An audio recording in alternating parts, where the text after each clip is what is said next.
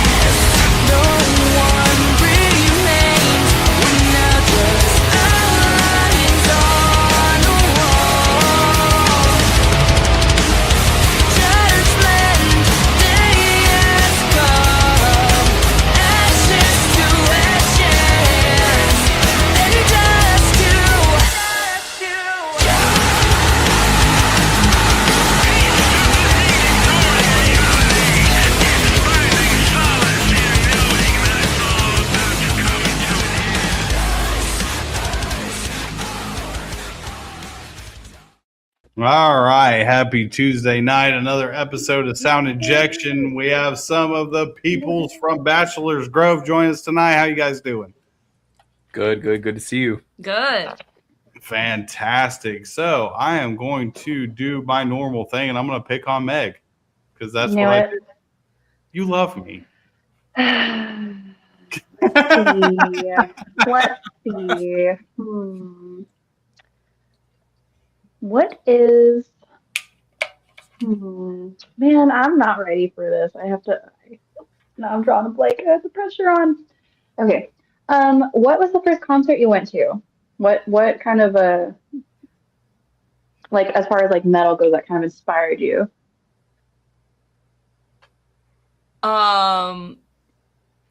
Okay, so what kind of... the first concert that I went to? Yeah. Are you talking about the first concert that I've ever went to, or the first concert that metal inspired me? Well, let's do like, let me rephrase it. Like, what got you into metal music? Like, what got you into performing and wanting to live this lifestyle? Well, for me personally, it was kind of a long roller coaster kind of journey, with me in terms of like going into music. That's a whole long spiel, but the specifics of like what got me into, like, I guess, like this kind of music, honestly, like this is very like zillennial of me to say, but a band that like kind of pushed me to do it was really My Chemical Romance. I was really obsessed with them, you know. And I just got really inspired by the theatrics, the dark imagery, and I kind of just like wanted more of it. I tell the people this all the time. I was gonna go down a completely different career path, and then it was like one day, my senior year of high school, I had a dream that I was in a band that was like My Chemical Romance, and then that caused me to have like a whole breakdown. So I was like, awesome. And then slowly, you know, as I started getting into more like heavier music, I was like, okay, this screamy shit, this is the stuff I actually want to do. I want to do this. Like, so it kind of like it felt like everything was kind of meant to be, especially if I said I had a dream about it, you know? Mhm, exactly. What about Literally following your dreams. you? Yeah. Yeah. I mean, mine was like when I was in 4th grade, there was a game that came out called Guitar Hero. Well, Guitar Hero 3. I think it was Guitar Hero 3. And that got me so hooked. I was like, this is, I don't know. It was just like, this is so cool. So I got into that. And then I switched to like playing real guitar. And then just the music taste was, it was so standard from what a lot of people do. It's like you start listening to like the classic rock and then classic metal, like, the Metallica and the Sabbath. And you start listening to like a little bit of heavier stuff. And then you get heavier and heavier and heavier. And now it's just like, yeah, exactly.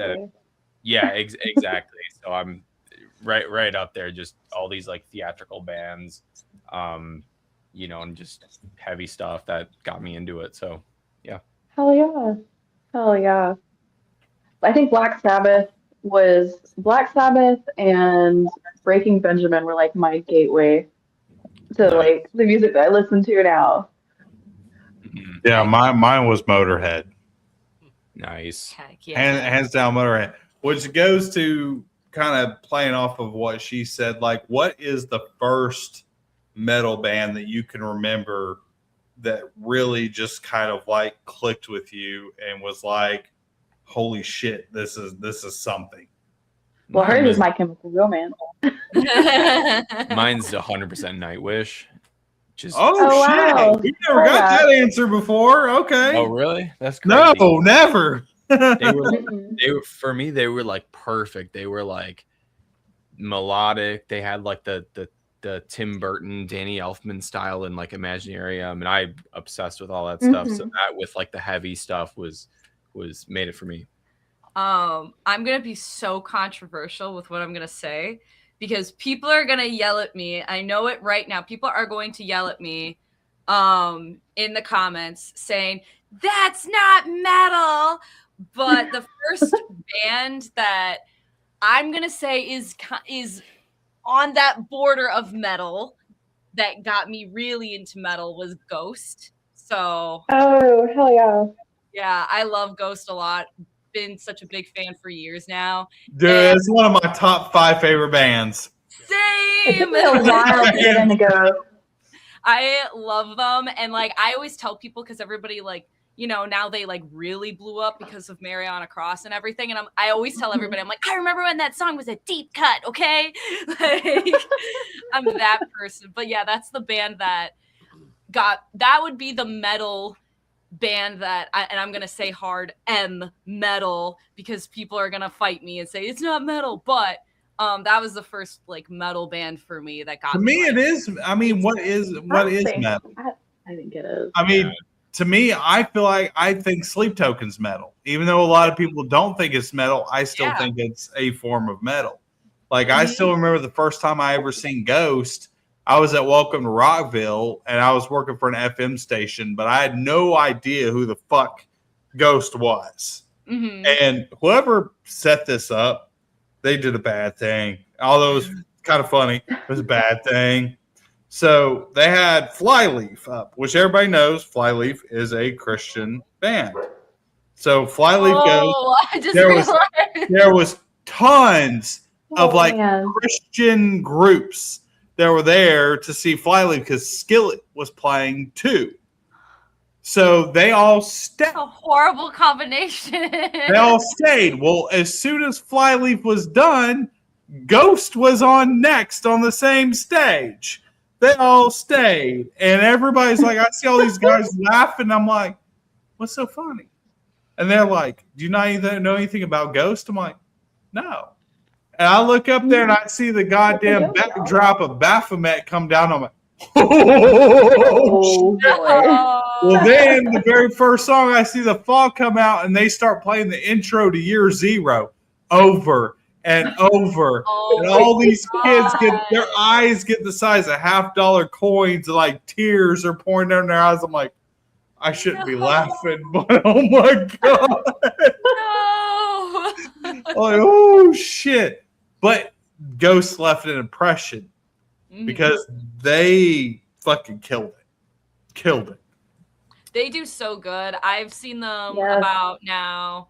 Patch Daddy. We love him. To answer his question, What did he ask? he asked, what do you want? There we go. What do you want people to know about your band and music before they see you? Nothing. You're better off either not listening or just going in without. Don't Google us. Don't go in with any expectations. That's the best thing I could tell you. Just go in with no expectations. You'll either really like it or you'll absolutely hate it. In all honesty, I kind of agree with that because like I think it's fun to like I hint at things all the time like to people. I'm like, oh yeah, you're gonna see me do like, you know, some crazy yoga on stage, and they're like, what? And I'm like, or like, oh, we have like props, and they're like, what? And I don't like to give too much info, and the only thing I will say is I'm like, oh yeah, I go crazy, but when people know me, they don't like. A lot of people will say, besides the people who really know me, a lot of other people will say like, oh, she's pretty chill, and so then they see me on stage and they're like, wait, that's the complete opposite of what I expected. That is not who I know. That's not my coworker. What? I love doing that to people though. Like going to a karaoke bar, like a country karaoke bar, and whipping out some Spirit Box is great. Hell yeah. All right, CB, you're up on deck, brother. So what is arguably one of the best Tim Burton films, in your opinion? I mean, an obvious choice is Nightmare. Even though he technically produced it. Yeah, I guess he's right. Directed though? Ooh, that's tough. Edward Scissorhands. I was about to say that. I'm thinking that too. Oh, I had such a crush on him. Oh. Yeah. I love Edward Scissorhands. So good. It's a comfort movie. Yeah. See, for me, it's Sweeney Todd. Sweeney Todd. That's because you're fucked up. Hey, that's why. Oh my God. look, we're best friends, and he's my roommate, so we fucking bash on each other. This is how they show each other love. This is their love language. He is fucked up though. He's twisted as fuck. Frankenweenie, that one was really good. I like Frankenweenie. Great one. I've actually never seen that. Oh. It's really good. cute. It's actually really good. It's really adorable. It's one of the very ones that I've never ever seen. I've seen pretty much everything else he's ever been involved with or touched, but that one I have not seen. So now I've heard. So speaking of Frankenweenie, so I've heard a bunch of things about that. Is that Zero? Yeah, right? Oh, wait, no, that's not Zero. No, it's Zero not is Zero. from... Zero's from Nightmare. Nightmare, But no, it's definitely not. I would say they're two different personalities of dog. Okay. All right. All right, Meg, you're up. Oh, you just went? Okay. What has to be the craziest thing that you've seen at a concert, either at one of your shows or at a show that you were attending? Oh, gosh. There's been a lot of crazy stuff. Oh my gosh, my brain, of course, is like, what's crazy? We could do funny. We could do just like, what the fuck? I remember there was one band that was like, it's less like, because what happens with us is like usually it's like the mosh pit gets too crazy and then somebody falls over the PA speaker. Like that's happened before, and that's interesting. You know, that's always an interesting sight to see. But do you remember the one with we won't name them, but there was like a band that went on stage and they like his like girlfriend came on and they like did this big like romantic like episode that nobody knew what was going on. There was a band that was just we're not going to name this band, but there was a band that part of their shtick on stage was like this weird thing where this girl comes on, but like I've seen people do this where they'll bring like I guess like an actor or something and they'll do something really cool, really crazy. Like I've seen the band Summoner Circle on TikTok. Yeah. They'll like do like a thing where they like pretend to slit someone's throat or whatever, and I'm like, that's cool. They had this one girl, and the guy is just singing to her, and he's like I don't even remember if he was singing or like screaming. I think he was trying to do like a Wednesday 13 thing where he's like kind of singing like this, but he's like singing like this, and this girl is just like standing there like looking like sensual, and I'm like, they were like having like a moment. Yeah, it was by the end of like, it. should we be watching this right now? A bunch of fake blood got all over the stage, and then like that was that Is sucks. this borderline pornography? Yeah, like, what is happening right now? Our usual like routine is like either like somebody gets like, usually the mosh pits are pretty tame and people are pretty good. Every once in a while something happens, or after like actually the last show that we had played at, we played at a show for this store called The Alley in Chicago. It's like a punk store if you've heard of it. But anyways, they do this like big anniversary thing. It was their 50th anniversary. A guy showed up and he was completely wasted at like, this was at like 2:00 in the afternoon, and they didn't have any booze there. Keep that in mind. So he was just bringing stuff over to there. Yeah, and a flask somewhere. Yeah, by the end of the night, he was like like by like 6:00 when we were playing, he was like, he was gone. He was gone, and he was in front of the stage, and he was like, he did not stop like pointing at us or just like, yeah, it was so embarrassing. That was awkward because he was doing that for the whole set. Yeah. Very Just awkward. pointing at you. Yeah, I'm trying to think of some other crazy moments. Like, I don't know if I can like. When we went to Welcome to Rockville this last time, before the gates opened on that first day, there was a guy. We were all waiting out front, right in line, and there's this old guy that climbs up on a light pole, and strips down and flashes everybody standing in line, and like is like gyrating his hips. He's like, yeah, and everyone's cheering. People are whistling. Like John Holmes helicopter in the penis, like all over the Jesus Christ. I unfortunately missed that main part, but I got to see the second part. I got a couple pictures where he did it again in his underwear, but yeah. Yeah, you also missed pretty the guy funny. that shit all over the crowd. Shit on them. Like projectile, diarrhea, crowd surfing, shit on everybody. Nasty. Exactly. Don't crowd surf if your stomach is fucked up. Or if you eat Taco Bell. Don't do that. Don't do that. So on that, if you guys had to choose one album and only one album to listen to for the rest of your life, you could never listen to another album again. What album are you listening to? I know mine. I know mine as well. Damn, yes, hell yeah. All right, what you got? Yeah, I think we've had this conversation before. Yeah, you could probably guess mine. Is it Brand New Eyes? Yeah. Can you guess mine? Ooh. I think I know the artist. I don't know if I know. Is it Fall Out Boy? Yeah. Infinity on High? No. Dang it, what is it? Fully Ado. Fully Ado. It would be Fully Ado by Fall Out Boy. Listen to that shit on repeat. I do not care. I do not care. I will listen to that all the time. Okay, fair enough. But yours was a Paramore album. Paramore, yeah, Brand New Eyes. Okay, Paramore. All right. Mine is definitely hands down Rob Zombie's Hellbilly Deluxe. Nice. Hell yeah. Classic.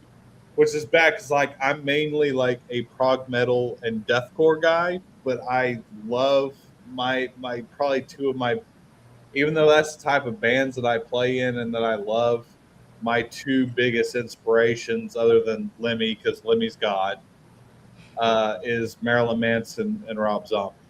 Mm-hmm. Bottom line. So it's like a toss up. I'm gonna pick Hellbilly Deluxe, but Antichrist Superstar was another huge album for me growing up. Like that was the first concert I ever went to, and I got shot in my ass, which was not fun. afterwards. I got shot with a riot bullet Oh my because god. it was a bunch of Christian churches came to protest the Manson show, and shit got out of hand. Cops got called, and I got shot in the ass cheek with a damn rubber bullet, and that shit fucking hurts. So, anybody, goddamn, that shit hurts like hell. Just letting you know, it sucks. Damn. All right, CB, you're next. So if you guys could put a random instrument in your music, what would that be? I know the one that everybody wants me to put in. Trumpet. Yeah. Do it. I can play it, so everybody wants me to put it in there. Hell yeah. And I'm like, no, what is this, a ska band? No. But if I could put shit, in I could ska metal. cello or violin or something of that nature. I'd throw in a theremin. That's what I was about to say. That'd be actually. I would cool. put in a theremin. You just can't replicate that with like all the instruments, like violin and cello and even trumpet. It's like the virtual instruments. They sound pretty good. Oh. Not the new one that I got sounds Oh pretty good. yeah, that's But right. it's like a lot of them sound pretty good, but like the theremin, man, you cannot find It's a so real good. sounding. Like you have to just get a real theremin. And Going- you got to get good at it. too. Going back when we were talking about Ghost, the first song off of Meliora, Spirit, has this long intro that uses a theremin, and it sounds great. I love it, and I'm like, oh, if we could do something like that, put that in our music, that would be awesome. Yeah, Do it. definitely. Just program Gotta find a it. theremin player. No, just program Yeah, it. there's got to be one around. Or we can Technology, just program that shit. Yeah. All right, so if you guys could go on tour and you could choose 3 bands to take with you, who would you choose? They cannot say no. So when you say 3 bands to take with us, do you mean like smaller bands or It like doesn't matter. big Whoever bands? you want, anybody you want. It could be big bands, small bands, doesn't matter. I 3 got my bands answer immediately. that you would want to take on tour with you. What is it?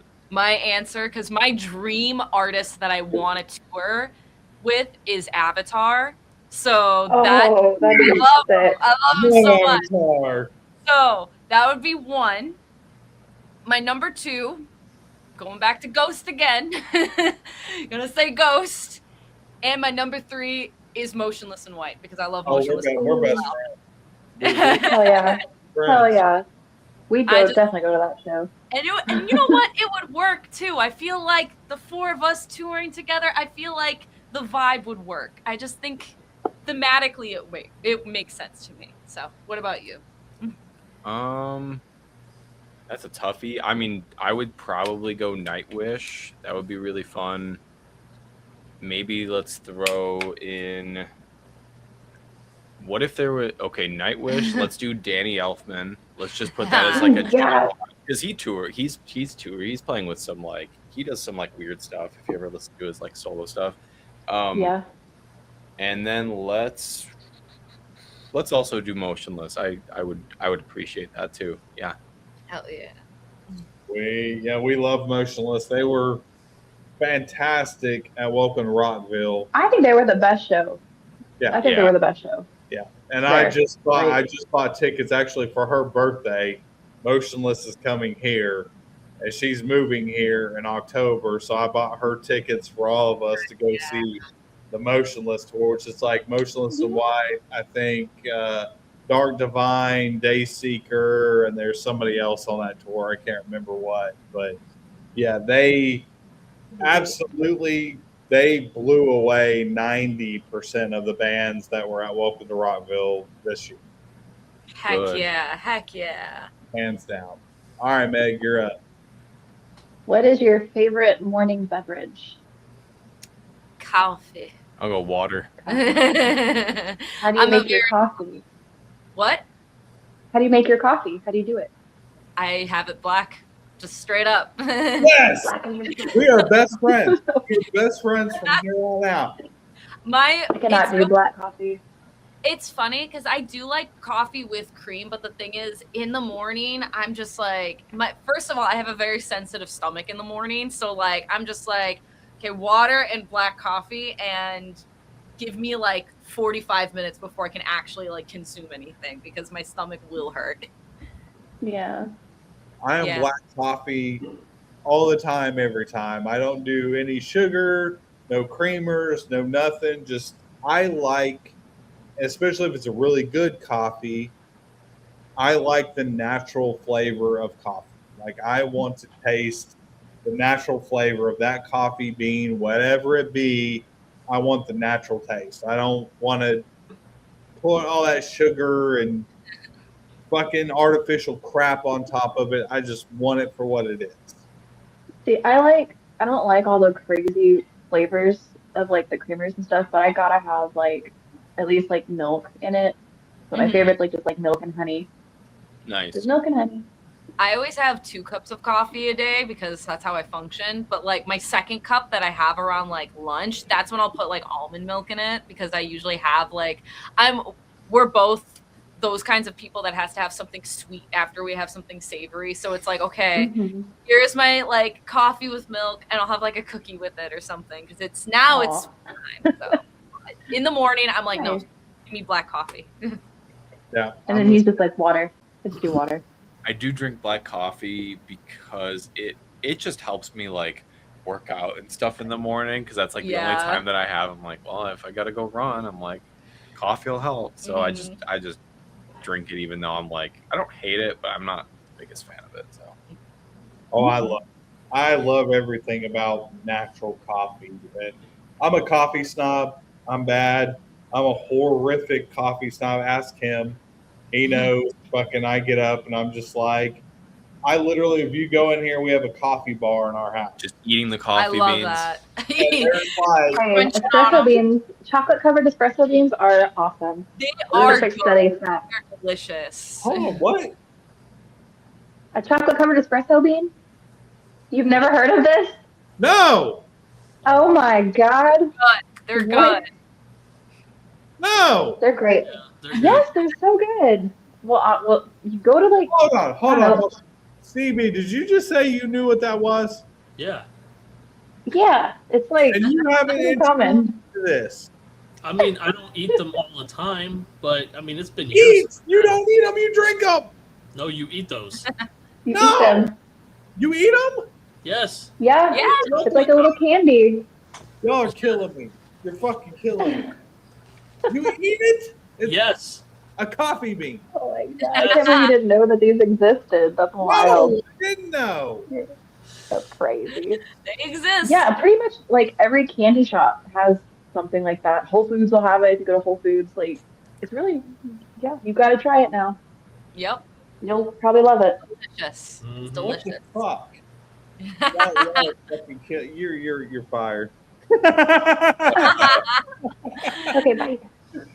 All right, Cindy, you're up, man. Since we're on the subject of food, what is the weirdest or craziest combination of food that you guys both like? Craziest combination. Oh, I know what mine is. Is it your slop bowl? Yeah. Usually, like, on like my normal day, I'll eat something called a slop bowl. Okay. What the hell is that? So you basically cook a pound of any kind of meat. I usually just throw ground beef in, or you could do chicken too, or whatever you want. You throw that in a bowl, then you throw your spinach and then your shaved carrots in the bowl. Then you throw some potatoes in the bowl. Then, hear me out, you throw some plain Greek yogurt in the bowl too, right in the center, and then you pour some sweet and sour on top of the whole thing, and then you just mix it up, and it's this humongous like bowl that just like it's so good. I don't know why the yogurt always Fully dinner. literally it's like people get turned off by the yogurt, but you just don't put too much into it, and it like kind of keeps everything like together, gives it like a sweet flavor. It's actually really good. Not something I You're would using serve. like Plain yogurt, right? Like not flavored. Yeah, just plain. Yeah, So, I can get down with that. It's like Mediterranean and Indian food has like a lot of yeah, yogurt in it. Yeah. there you go. Okay. The only thing I can think of is like French fries and ice cream. That's it. Like dipping the French fries into the ice cream. That's the only, I or haven't tried that. I can milkshakes. never. With Wendy's, French fries, and fucking a goddamn Frosty. We're also like huge fans of food in general, so like we could talk about this for hours. We love just trying new food and just eating a lot. Yeah. Huge like hobby. a quarter of every podcast is dedicated to food in some level. Yeah, So That's the kind of conversations I like to have. We're also foodies. But I saw. I already see the smirk on CB's face because he wants me to tell the fucking story and he's waiting. What story? You mean this story?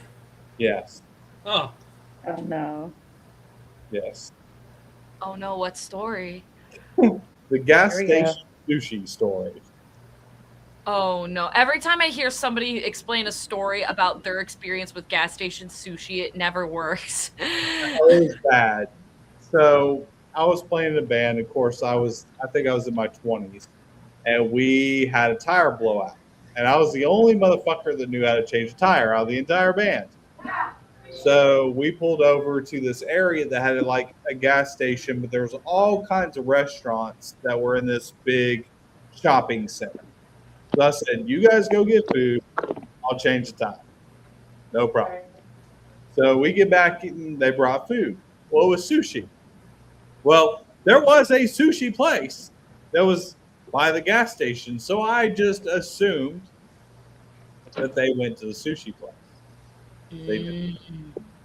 They went to the gas station. Oh god! I got gas station sushi, so we ate it. By the time we started to play that night, by the time we got to the hotel, one was shitting in the sink, one was shitting in the bathtub, one was on the toilet, and two people were out on the balcony shitting in flower pots.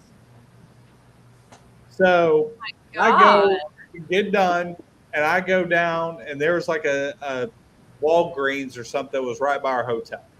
So I went and bought like 5 bottles of Pepto-Bismol. Brought up, we all drank it except for the drummer. The drummer's like, I hate Pepto-Bismol. I'm fine. I'm good. All right. So we get to the show. We get into load in. We load in. We get up to play. We get maybe about 3/4 of the way in, and our drummer shits himself. In the middle of the thing, diarrhea down the pants, down the legs, spewing everywhere, all over the kick drum, all over the floor. We had to take up a hefty bag and get him in a hefty bag and get him to waddle off the stage. Oh my god! And then mop the entire fucking stage before the next band came on because gas station sushi. Oh god, that's horrifying. It's like genuine food poisoning. Yeah. We got to know each other real well that day. That is a bonding experience. Let's just say that. Big time. I don't ever call him out by name. He actually plays in a big band now. I would never do that to him, but he watches the show, so he's like, "You really have to bring that up?" I'm like, "Yeah." Every chance. So, on that, what is one venue that you absolutely want to play? No cost, like you just have to play this venue. Vatican City. Wow. Like the Vatican? Are you trying? That would be insane. I mean, if anything That'd be goes. awesome. If anything goes. Fuck yeah. I was gonna go big and say, I'm like, you know what? I want to play United Center because we're gonna have so many fans, you know, and whatever. But I'm like, okay, Vatican. I need that Vatican. echoist church. Like I need those. Yeah. Wait, I was gonna say United Center. I wanted a big arena. We've gotten Red Rock a lot. Red Rock is probably that's a really cool one. Mhm. We've never gotten Vatican City before. I'm pretty sure. You have like the Swiss Guard being your bouncers. We actually have another question. How did you decide to use Bachelor's Grove for your band? So, for anybody watching who doesn't know, Bachelor's Grove is a cemetery that is located in the south suburbs of Chicago, which is where I grew up. And it's like a very haunted cemetery. Technically, it's Ooh. abandoned, but like everybody knows what it is, and it's like now Yeah. basically a public park. Yeah. But it's creepy. There's a lot of cool stories about it. And I literally grew up like 10, Urban 15 legends. Yeah, I grew up like 10, 15 minutes away from there. Been there a whole bunch. I actually really like it there. I think it's really like peaceful and calm. Like there are people who are like, yeah, I went in there. There's a demonic presence. And I'm like, every time I've been in here, just chill. I don't know what you're talking about. I'm the demonic presence. I don't know. Like, so, but yeah, I thought it was really cool. And since when we wrote actually a lot of the first album without an actual band name. We just kind of like, we're just writing it and we didn't have a band name. And based off of like the vibes of kind of like depressing, dark, creepy, and then also this like abandoned feel, and given my mental health status of the time of writing a lot of the first album, I was like, you know what fits the vibe? Bachelor's Grove Cemetery. So decided to use that as the band name. All right. Oh yeah. Fair enough. All right, Meg, you're up. This is perfect because my next question was going to be, have you ever seen a ghost? I've heard a ghost. I've not seen one. I don't think I've seen one either. But Okay, I've heard a well, ghost. Tell us the story. Where was this So ghost? I can't really give the context of like why we were at this one location, but we were at this one like very, very haunted location. And he was asleep. So it was like me and a couple of other people, and we were just up like really late, and we were in the basement area, and I could hear down the hall. It sounded like, you know, like if you're like, you know, at like your parents' house or whatever, and you could hear your mom calling you from the other room, but you can't entirely hear like what she's asking, like hey, you want to like that kind of thing, and you're like, what? Yeah. Kind of like that. It was like that. I heard that, like somebody like call out something from down the hall, and I was like, what the heck? There's nobody down here besides me and a couple of people. This is so freaky. So yeah, that was the one time I heard a ghost, and there was nobody there. So that was really, really weird. So yeah, Wow. but I've never seen one. I've always wanted to, just to say hi. I've never seen anything spooky, but it's like, I'm just fascinated by it. I met a chick that swore up and down she was fucking a ghost. Oh yeah. I remember that story. What? Yeah, so it was probably 20 years ago. I guess I was in my low 20s, and we were in Savannah, Georgia, which I don't live too far from Savannah, which everybody knows Savannah is like supposed to be one of the most haunted cities in the U.S. Mhm. So we live about 45 minutes from Savannah, Georgia. So I used to go down there. I played in the Savannah scene for years and years. And we went to this pool hall. And we're all sitting there playing pool, listening to music. I still remember we put on the Pantera album. We put up enough money to play the entire album of the Great Southern Trendkill. Whole fucking album. So we're listening, drinking beer. And we go up there, and this girl just starts randomly talking to us. And she was like, oh, you guys are metalheads. And we're like, yeah. And she's like, oh, are you Christian? And we're like, most of us like, no, what does that have to do with anything? And she's like, well, do you believe in the paranormal? We're like, sure. She's like, oh, well, I fuck a ghost. We're like, what? Why are you telling us this? I fuck a ghost. She's like, yeah, I'm dating a ghost. And I'm like, what? And then the next thing she's like, do you want to come to my apartment and see? We're like, wait a minute. Crazy. crazy. Oh yeah, I did not go because it made me very uncomfortable. But some of my friends did go, and they swear above all that they watched this chick fuck a ghost. All right. Okay. Wow. Interesting. Wow. That's what I'm saying. And now I'm kind of like, Wow. I feel bad for not going. She picked them up to satisfy her voyeurism kink, her exhibitionist kink. I don't That know. is wild. They swear that they seen like a sheet raise up and seen it like bouncing up and down like it was an ass going at it, and like they swore up and down that this legitimately happened. I did not see it, so I cannot attest to it. But all three of them that went with her, swear up and down that this took place. Oh my God. But I cannot. On that note, whose question is it? No. All right, so if you could offer advice to any people that are wanting to join a band, get started in music, or anything in the music industry, what advice would that be? Don't do it. Get out of here. Popular answer. You still can. No, I think my big advice is to come in, be prepared to just go in with thick skin, just because no matter how big or small, even if like you don't have a single fan yet, you have to be able to take in any form of criticism, whether it be real valid criticism or people calling you ugly, because I've gotten that many times. People.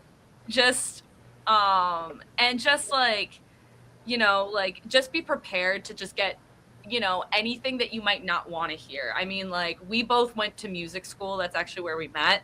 And I was in the vocal department, and, I like, it's not fun to like go up and perform in front of your classmates a song you've been practicing for a while, and then you go up and they might say a few nice things, but then they're like, oh, but you were really pitchy in this one part. Oh, you didn't actually sound really good in this song at all, or whatever. And you kind of have to be prepared to like kind of hear that. And sometimes it is like, okay, I actually have to accept this criticism and work on my art and work on, what I have to get better at.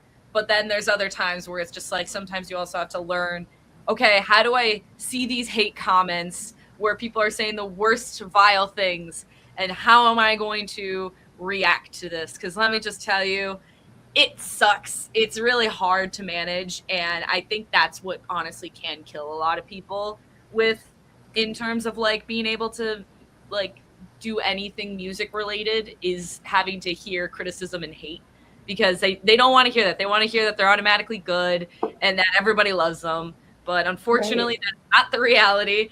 You are going to suck a little bit, and then you're going to also be someone's biggest punching bag on the internet, and just people are going to say a lot of things, and you just have to be prepared to take a lot of it. Because people suck.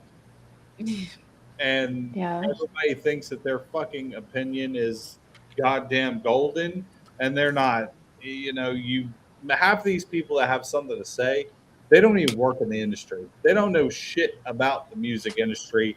They just want to act like they're fucking goddamn King Kong big shit, and you're fucking not. Shut the fuck up. Nobody cares about your opinion. Fucking move on. There you go.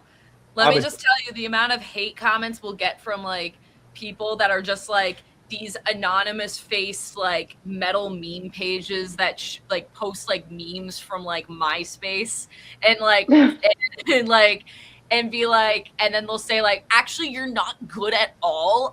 And then I'm just like, you post like these really pixelated memes, my dude, like get off of it. Like get out of my comments. All right, to the big guy who lives in his mother's basement and works at Wendy's. Yeah, good job, buddy. There you go. What would you say? What advice you would give? I mean, I think the big thing that people don't like, we talked about this like before we started, like the big thing that every band doesn't understand is like you're gonna be doing a lot less of the pretty stuff and you're gonna be doing a lot more of the elbow grease, because it's if you want to really make this work, you're gonna have to sacrifice like weekends, you're gonna have to sacrifice late nights, you're gonna have to get up early, like your mental health is absolutely gonna take a toll. Like it's just, when you going into this, it's like if you're doing it for fun, it's do whatever you want. But if you want to really make this work, I mean, be prepared for a lot of no's, be prepared for a lot of, really difficult discussions, be prepared for, relationships falling out. Like there's, but all of that, like, in my opinion, is like, even though that does sound like really like awful to go through, at the same time, it's like when you do start seeing some success, it makes everything really worth it. So it's like the hardships will come up and stuff, but you just got to see the other side of it, because it is really awesome when you start seeing growth and stuff like that. So just keep It is. I tell people all the time that ask me, I've devoted my whole life to music. And I have been married and divorced 3 times. And all 3 of my divorces have come from doing this. But this is what makes me happy. Regardless of what you have to give, regardless of the sacrifices, this is what I love. And for everybody who does it, it's what they love. Regardless, and there's hardships in everything. It doesn't matter what job, what career path you take. Doesn't matter if you're fucking working at McDonald's, you're playing fucking music, you're a doctor, a lawyer, whatever. There's shit that's gonna suck, and there's shit that's hard, but you do it because you love it. Yeah, because it doesn't feel like a job to you, and that's why you do it. Mm-hmm. And that is one of the bad sides to it. And you said it, the relationship part, it is tough. So if you're going to be in a relationship with somebody and you're in the music industry, you better pick somebody who's also in the music industry, who's going to understand 100%. Your situation. Yeah. Because otherwise, big good on you guys, because you got it right.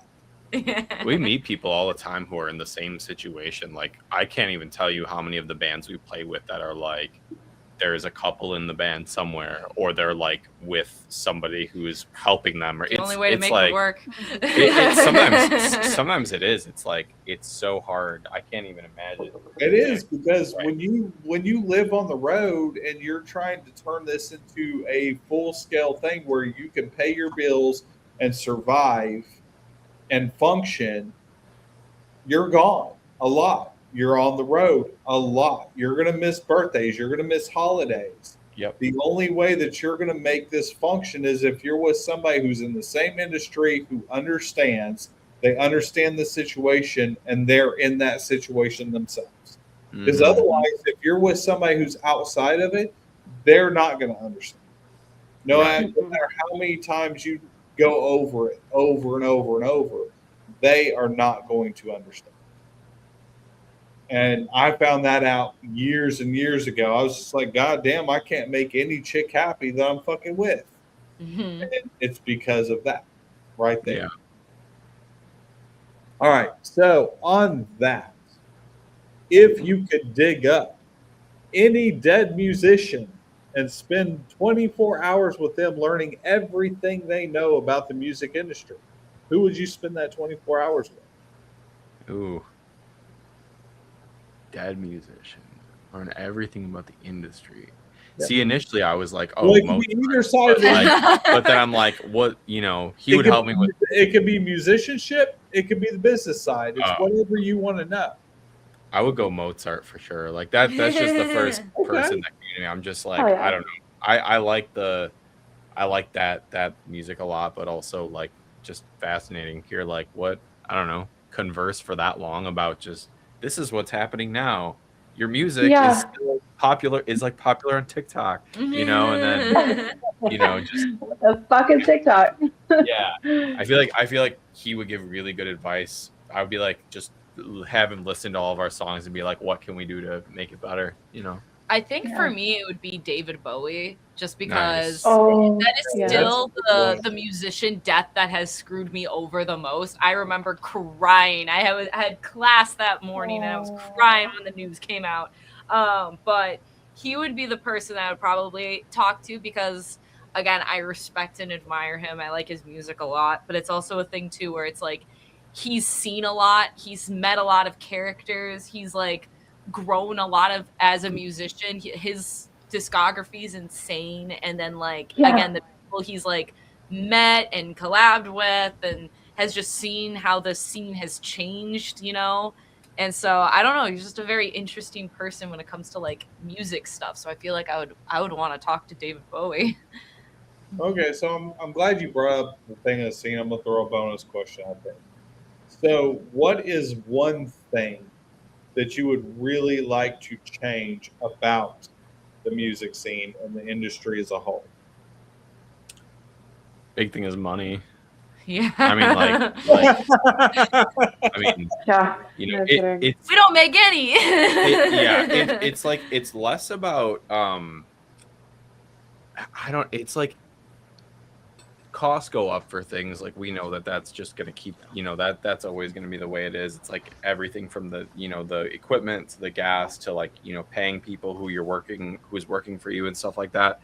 But the flip over, that thing that can solve that is like, you know, getting better cuts from the venues or getting better cut. The big one is getting better cuts from the streams. That's why we're so pushy about getting people to buy physical CDs from like all the bands that we play with, including us. And like, if there's a way that we can get that stuff situated, which to be honest with you, I don't really have a lot of hope for that. It's like, it's probably not going to change. But if there was a way to fix that, like getting more money from streams and just getting that stuff situated with venues and stuff like that, I think that would help a lot of bands for sure.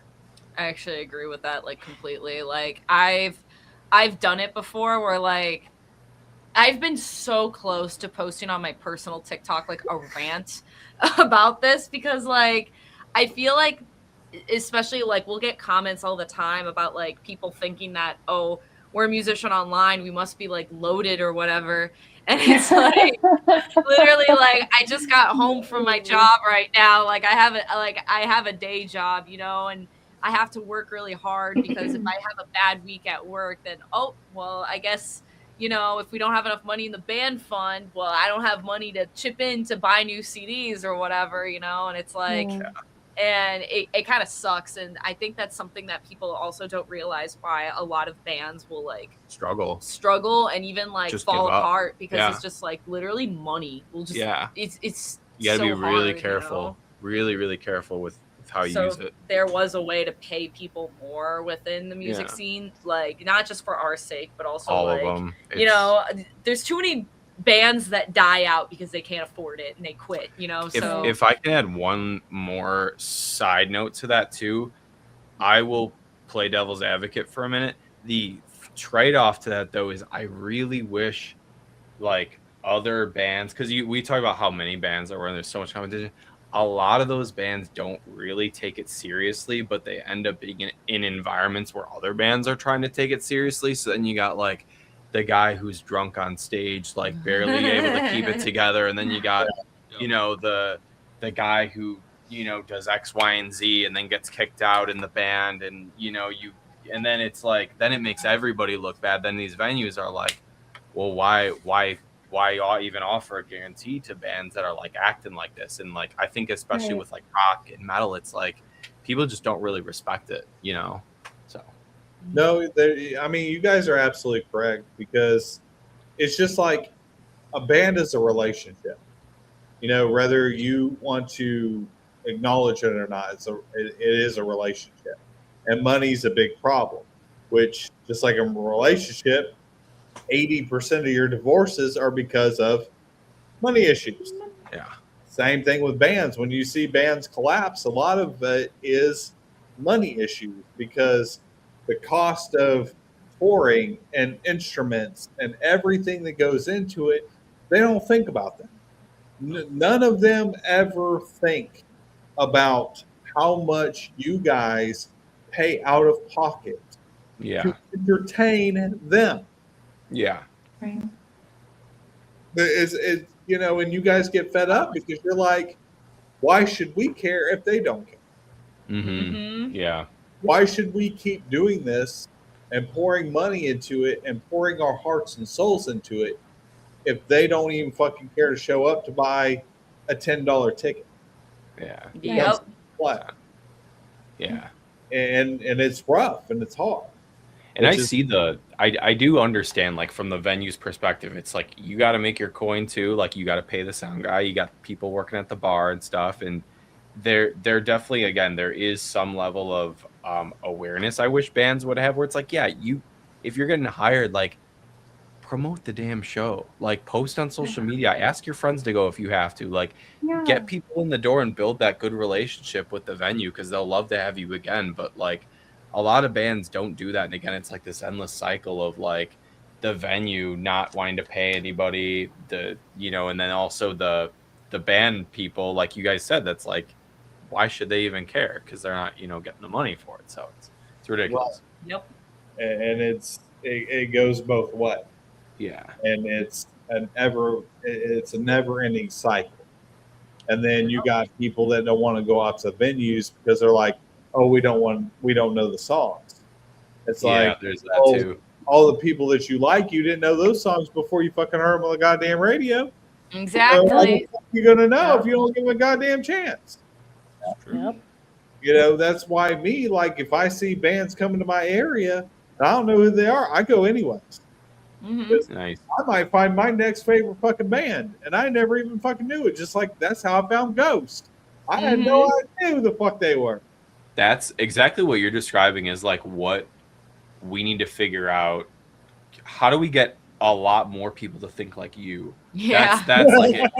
Literally, Most it's true, people though. just like, I mean, it's like you'll ask them like, when was the last concert? Oh yeah, I went and saw my favorite band in like 2022. They were so good. And it's like, never went to like a local show or even like a medium-sized show of like a touring band that came in like from New York or something. Like, that's crazy. So yeah, you can ask them when we're at Welcome to Rockville. I'm like, this is a new band, this is a new band, this is a new band. Let's go check out these new bands because I've heard the other bands. We need to go check out these new bands. And so we will go out of our way to go see these new bands that we've never heard of, because you have no idea. They could go out on that stage and blow your goddamn fucking mind. Exactly. yeah, 100%. Willing to give them that chance. You're never going to fucking know. You're never going to know. Yeah. So on that, we have reached the end. But before we hit the end, we always play a music video from every single band. Oh no. So, no. Oh no. We actually have a music video for Immortality. I had a feeling it was that one. If you want to go into a little bit of what Immortality is about and what went into the creation of the music video before we play. So Immortality, it's so funny because of how this song came to be, for one thing, because I wrote the lyrics in my childhood bedroom in like early 2020, pre-COVID and everything, when I still lived at my parents' house. And I wrote it, and I basically, it's about like kind of those people that when like you're growing up and like even like within your adulthood, you see those people that still think that they are a lot younger than they really are. And you know how like people will like almost excuse like really stupid behavior to like, oh, that he's a teenager, or, oh, they're in their early 20s, that's just what you do. And then suddenly you're like, even like once you hit your mid 20s, and then of course we're in our late 20s now, and then I've even talked to people who are like older than me, like, yeah, this person I know, they're like 40 and they're still doing like the most dumbest things, that like like partying too hard and like doing hard drugs and screwing over a whole bunch of people and acting like that they can act that way and never mature up at all. And basically the song is about that, because there's some people who will like kind of push the limits to that. They'll like really destroy their body because they kind of act like, oh, it doesn't matter. It doesn't matter. And it's almost like, oh, you think you're gonna live forever, huh? Like, because you do realize that Newsflash. you're gonna die, and you're probably gonna do it a lot sooner than later because of what you're doing to yourself, and nobody likes you because you're not a good person because of it, and like that kind of stuff. So that's basically what it's about, me calling out people who do that kind of stuff, and especially like at the time I knew some people who were like that. Now that was like when I was still 22. So now years later, I'm like looking back and I'm like, man, there's still a lot of people that are like that, and it's even worse now. And so, yeah, so that's what the song's about. And it's also interesting with the songwriting of it. Like I said, I wrote the lyrics in my bed, and then you wrote the intro for a class project. Yeah, I was in we met at music school. I was in like a composition class and stuff, and they were just like, yeah, just try to write like a theme or something, and the bells was just like, yeah, it's just triads. Like and I was just like, oh, these triads sound kind of cool together. They've got no time signature or anything like that. I was just kind of I thought it sounded cool, and then I added like the horror elements to it, and then I had brought it up as like, oh, what if we like had this like eerie intro, then it turned into like something really heavy, and then after a while it was like, oh, this melody in the chorus makes sense, and then we just, I don't know, it was just like one thing after another kind of thing, and it just kept evolving into what it is now. Yeah. All right, perfect. On that, we are out of here. We love everybody. We will see you again next Tuesday. You guys stay put because we want to talk to you after the show.